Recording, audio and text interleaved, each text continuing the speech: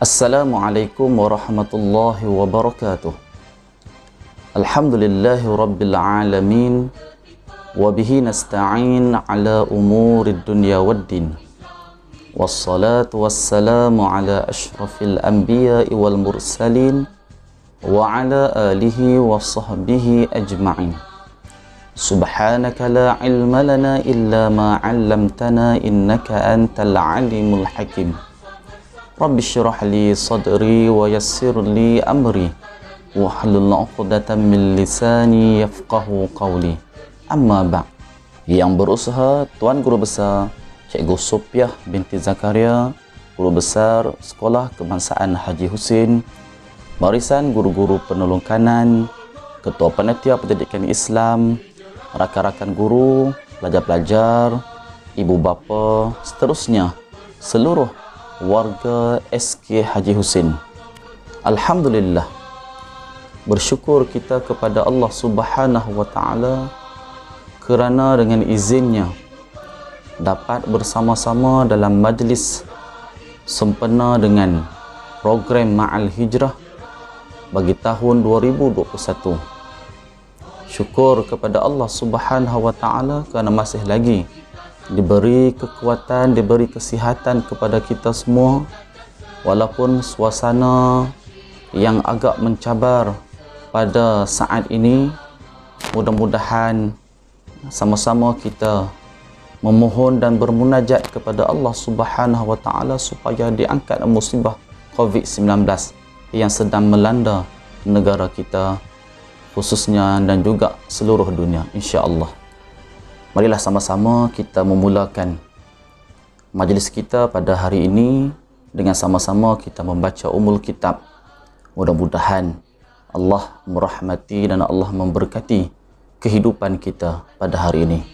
Dan juga kita sedekahkan bacaan surah Al-Fatihah buat kepada arwah-arwah mangsa-mangsa COVID yang telah meninggal dunia, dan juga kita sedekahkan juga bacaan kita kepada frontliner yang sedang bertungku lumus berjuang untuk menghadapi krisis yang sedang melanda pada hari ini.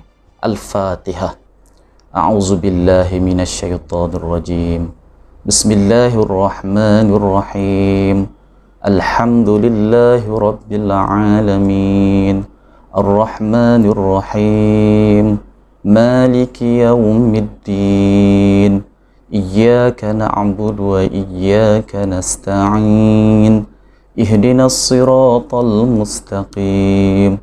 Siratal ladzina an'amta 'alaihim ghairil maghdubi 'alaihim waladdallin. Amin. Sidang pendengar, pelajar-pelajar yang dikasihi sekalian, sekali lagi pada tahun ini kita menyambut Ma'al Hijrah dan juga 1 Muharram 1443 Hijri, tahun baharu bagi bulan-bulan Islam dalam keadaan suasana norma baharu. Tema yang dipilih pada tahun ini, Manhaj Rabbani Ummah Berkualiti. Mudah-mudahan program yang kita rancang, yang kita laksanakan pada hari ini, dapatlah sama-sama kita mengambil pengajaran dan juga ibrah di atas apa yang berlaku dalam peristiwa hijrahnya baginda Nabi Muhammad sallallahu alaihi wasallam dan juga para sahabat dari kota Mekah hingga ke kota Madinah. Setiap tahun kita menyambut Ma'al Hijrah. Setiap kali kita menyambut, kita akan ditanya di soal, apakah pengertian ataupun maksud hijrah? Apakah kita faham berkaitan dengan maksud hijrah?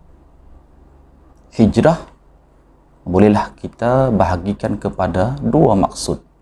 Maksud yang pertama dari segi sudut zahir, iaitulah meninggalkan atau berpindah dari suatu tempat ke tempat yang lain.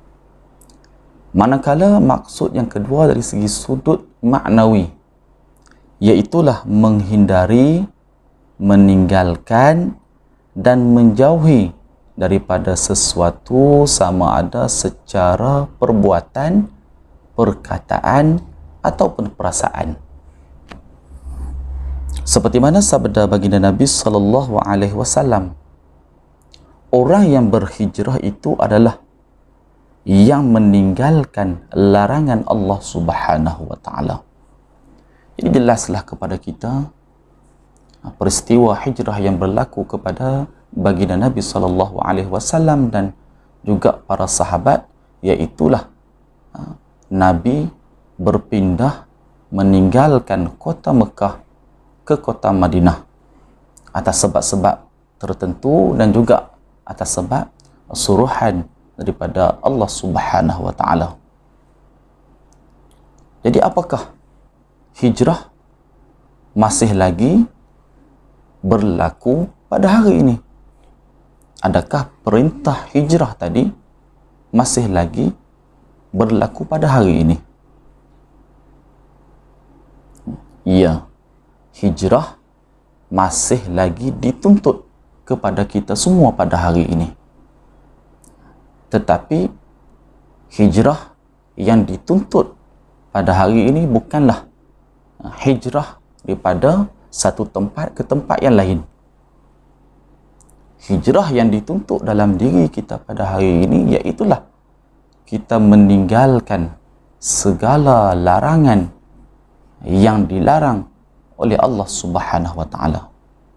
Inilah hijrah yang dituntut kepada kita pada hari ini, dan inilah yang kita adakan pada setiap tahun, program sambutan Ma'al Hijrah.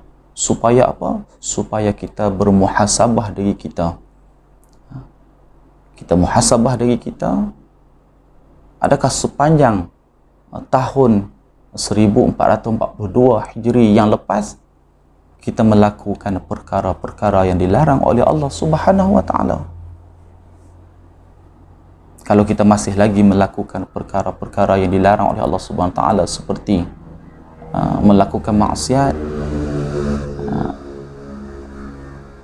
mencuri, mengumpat dan sebagainya lagi, maka dengan semangat hijrah pada tahun ini, marilah sama-sama kita bertekad untuk kita mengubah diri kita, untuk kita hijrahkan diri kita, iaitulah dengan cara kita meninggalkan perkara-perkara yang tidak baik, perkara-perkara yang dilarang oleh Allah Subhanahu wa taala.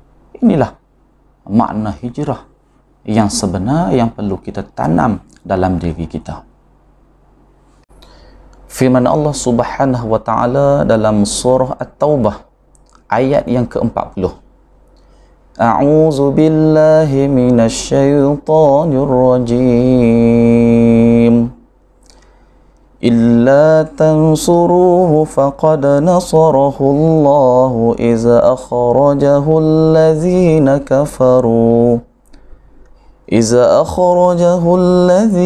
كفروا ثاني اثنين إذ هما في الغار إذ يقول لصاحبه لا تحزن إن الله معنا فأنزل الله سكينته عليه وأيده بجنود لم تروها وجعل كلمة الذين كفروا السفلى وكلمة الله هي العليا والله عزيز حكيم. Sadaqallahul azim. Maksudnya, jikalau kalian tidak menolongnya, yakni Nabi Muhammad sallallahu alaihi wasallam, maka sesungguhnya Allah telah menolongnya, yaitu ketika orang-orang kafir musyrik Mekah mengusirnya dari Mekah, sedangkan dia salah seorang dari dua orang ketika keduanya berada dalam gua. Di waktu dia berkata kepada temannya, janganlah kamu berduka cita, sesungguhnya Allah beserta kita. Maka Allah menurunkan ketenangannya kepadanya, yakni kepada Nabi Muhammad sallallahu alaihi wasallam, dan membantunya dengan tentera yang kalian tidak melihatnya.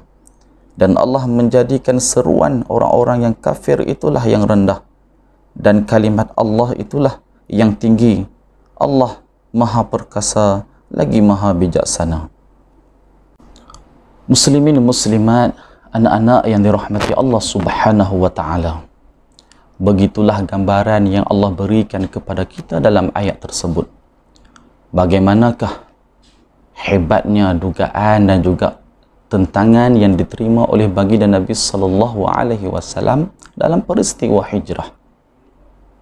Peristiwa hijrah ini sebagai tanda peringatan kepada seluruh manusia bahawa kemenangan mutlak bukanlah hasil daripada kekuasaan dan himpunan kekuatan manusia, tetapi kemenangan itu datangnya nasrullah ataupun datangnya pertolongan daripada Allah Subhanahu wa taala.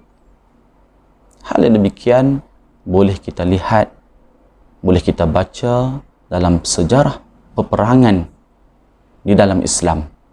Bagaimana sedikitnya tentera umat Islam dapat mengalahkan tentera orang kafir yang begitu ramai. Ini adalah merupakan datangnya pertolongan daripada Allah Subhanahu wa taala. Oleh yang demikian, anak-anak yang dirahmati Allah Subhanahu wa taala, dalam perjalanan kita untuk menuntut ataupun menimba ilmu, sudah pastilah banyak dugaan, godaan yang kita terima, yang kita hadapi. Oleh yang demikian, mohonlah kepada Allah Subhanahu wa taala, berdoa kepada Allah Subhanahu wa taala supaya diberi kefahaman, diberi ilmu yang berkekalan, dan juga diberi ilmu yang bermanfaat. Kerana ilmu itu merupakan milik Allah, maka sudah pastilah kita dalam usaha nak memiliki, nak menuntut ilmu yang merupakan milik Allah, maka mintalah pertolongan daripadanya. Mudah-mudahan ilmu yang kita dapat, ilmu yang diberkati dan juga ilmu yang bermanfaat. Di dalam ayat ini juga, yaitu pada ayat iz yaqulu li sahibihi la tahzan innallaha ma'ana. Allah ingin menjelaskan kepada kita akan hal keadaan perilaku baginda Nabi sallallahu alaihi wasallam bersama-sama Sayyidina Abu Bakar As-Siddiq semasa mereka berada di dalam Gua Sur. Yaitu maksudnya, janganlah kamu berduka cita, sesungguhnya Allah bersama-sama kita. Maka Allah menurunkan semangat tenang, tenteram kepada baginda Nabi sallallahu alaihi wasallam dan kepada Sayyidina Abu Bakar As-Siddiq. Di samping itu juga Allah menghantar tentera-tenteranya, iaitulah tentera-tentera daripada malaikat yang datang menutupi, yang datang menjadi benteng kepada tentera musuh, supaya musuh tidak dapat melihat baginda Nabi sallallahu alaihi wasallam dan Sayyidina Abu Bakar semasa mereka berada di dalam Gua Sur. Disebut di dalam kitab tafsir, Nabi sallallahu alaihi wasallam bersama dengan Abu Bakar As-Siddiq berada di dalam Gua Sur selama 3 hari. Setelah tentera kafir beredar, Nabi sallallahu alaihi wasallam dan Abu Bakar meneruskan perjalanan sehinggalah mereka sampai ke kota Madinah dalam keadaan selamat. Pada ketika itu, penduduk-penduduk Madinah menerima kedatangan baginda Nabi sallallahu alaihi wasallam dan Abu Bakar dalam keadaan sangat gembira.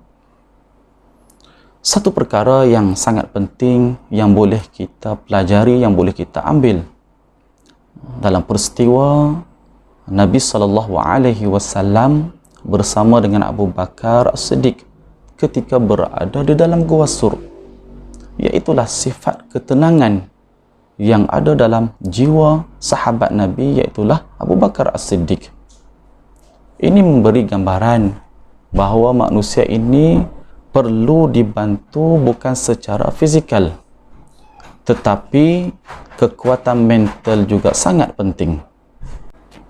Oleh yang demikian, anak-anak yang dikasihi sekalian, kekuatan mental ini sangat penting dalam usaha untuk kita memperbaiki diri kita daripada kita melakukan perkara-perkara yang tidak baik kepada perkara-perkara yang baik yang diperintahkan oleh Allah Subhanahu wa taala. Kita meninggalkan perkara-perkara yang dilarang oleh Allah Subhanahu wa taala, seterusnya melakukan perkara-perkara yang diperintahkan oleh Allah Subhanahu wa taala untuk kita laksanakan. Inilah hijrah yang sebenar yang sepatutnya berada dalam diri kita, yang mesti kita azam untuk kita laksanakan selepas daripada program kita pada hari ini. Mudah-mudahan Allah memberi kejayaan kepada kita semua. Seperti mana kata seorang ulama, Syekh Mutawalli Sya'rawi, syarat untuk melengkapkan kejayaan itu juga iaitulah dengan ikhtiar.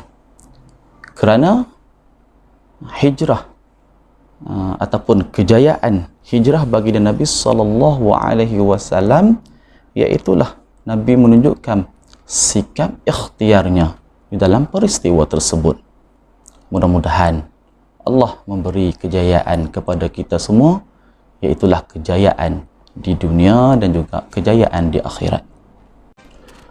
Akhir sekali, sebagai kesimpulannya, khususnya buat anak-anak yang dikasihi sekalian, mohonlah pertolongan daripada Allah Subhanahu wa taala dalam setiap perkara dan juga urusan. Di samping kita berusaha dan berikhtiar. Yang kedua, tanamkan dalam jiwa kita sifat ketenangan. Perbanyakkan membaca Al-Quran, banyakkan berzikir.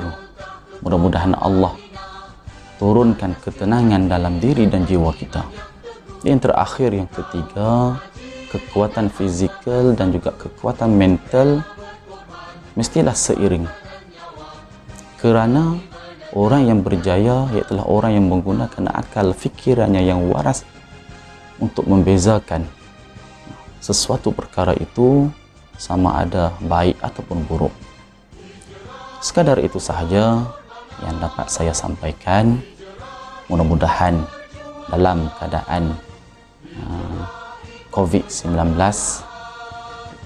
kita semua mendapat kejayaan daripada Allah Subhanahu wa taala, iaitulah kejayaan di dunia dan juga di akhirat.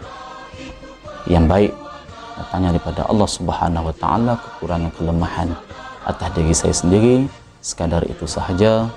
Assalamualaikum warahmatullahi wabarakatuh.